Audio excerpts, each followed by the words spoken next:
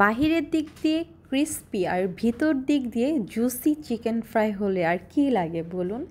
তো চলুন আজকে দেখাবো এরকম একটা চিকেন ফ্রাই। আসসালামু আলাইকুম everyone, it's Rahima's diary. Welcome to my another video.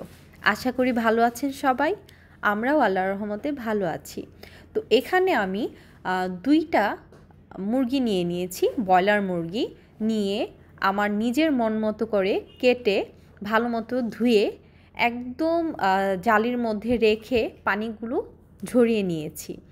আমি এখানে সিনার মাংসগুলো একটু ছোট করে কেটেছি আর রানের মাংসগুলো আমি একটু বড়ই রেখেছি, যেভাবে চিকেন ফ্রাইটা দেখতে সুন্দর দেখা যায় বা কেএফসিতে যেভাবে আর কি রাখে। জাস্ট আমি সিনার মাংসগুলো ছোট করেছি মশলা ঢোকার জন্য। যাই হোক, আমি এখন চিকেনগুলোর মধ্যে 2 চামচ আদা, 2 চামচ রসুন, 2 চামচ মরিচের গুঁড়ো, 2 চামচের মতো দিব সয়া সস, আর 2 চামচ দিব ধনিয়া গুঁড়ো।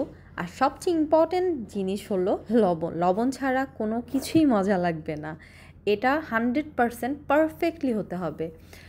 যাই হোক, এখন আমি এটার মধ্যে হাতের বানানো আমার শাশুড়ির সস দিচ্ছি।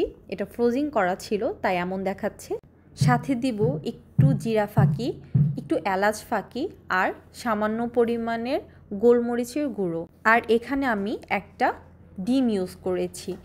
ডিমটার কারণে ফ্রাইটা অন্যরকম একটা সফটি ক্রিস্পি একটা ভাব চলে আসে, তাই আমি ডিম ইউজ করেছি।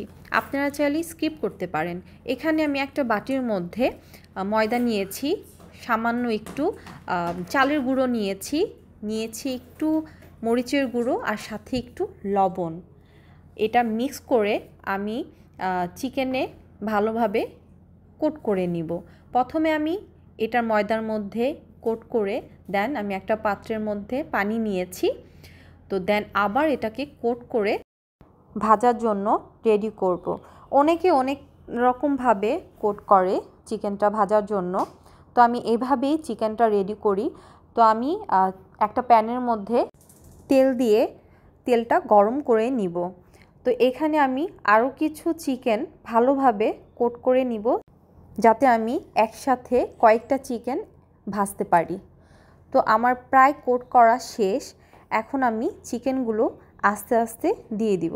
দেখুন আমার চিকেনগুলো আমি কিভাবে কোট করে নিয়েছি, এতে করে খুব ক্রিস্পি হয়। তো আমার তেলটা গরম হয়ে আসছে, এখন আমি আস্তে আস্তে করে দিয়ে দিব। আর হ্যাঁ, গ্যাসের টেম্পারটা কিন্তু মিডিয়াম আঁচে থাকতে হবে। মিডিয়াম আঁচে যদি না থাকে তাহলে কিন্তু চিকেন ফ্রাইটা ভালো হয় না। দেখা যায় অনেক তাড়াতাড়ির জন্য আমরা হাই হিটে গ্যাস যদি দেই তাহলে পুড়ে যাবে চিকেনগুলো, বাট ভিতর থেকে কাঁচা রয়ে যাবে।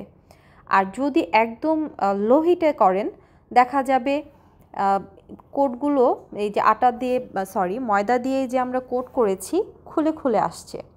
তাই খুব সাবধানে আমরা মিডিয়াম আঁচে চিকেনগুলো রেডি করব। তো আমার এতটুকুই চিকেন শুধু ভাজবো, যেহেতু শুধু বাচ্চারা খাবে তাই আর বেশি ভাজলাম না। তো আমি 2টা বক্সে সুন্দর করে রেখে দিলাম, বাচ্চারা যখন খেতে চাবে তখন আমি একটা বক্স বের করে ভেজে দিতে পারবো। দেখুন আমার চিকেন ফ্রাইগুলো একদম হয়ে গেছে। দেখুন দেখতে কত ক্রিস্পি লাগছে, আসলেই কিন্তু খুব ক্রিস্পি এবং ভিতর দিয়ে জুসি। আর হ্যাঁ, আমি উপর দিয়ে একটু ম্যাগি মশলা ছিটিয়ে দিয়েছি। দেখা যায় কেএফসির মধ্যে আমাদের এই টাইপের একটা মশলা ছিটিয়ে দেয়, যার কারণে চিকেন ফ্রাইটা খেতে ভালো লাগে, এই জন্যই দেওয়া। এটা আপনারা চাইলে স্কিপও করতে পারেন।